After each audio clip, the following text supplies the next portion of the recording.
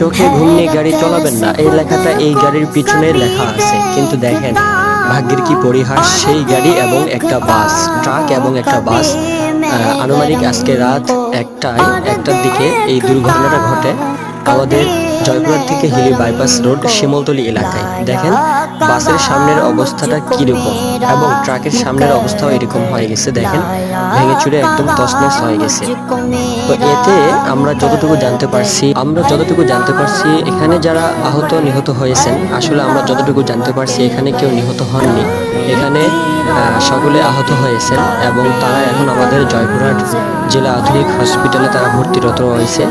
এবং আমরা যতটুকু জানতে পারছি যে এখানে দোষটা ছিল বাসের, আসলে ট্রাক সে তার সাইড দিয়ে যাচ্ছে কিন্তু হঠাৎ করে বাস এসে সামনে থেকে লাগিয়ে দেয়। তাহলে এইরকম পরিবহনের পেছনে যে লেখা আছে চোখে ঘুম নিয়ে গাড়ি চালাবেন না,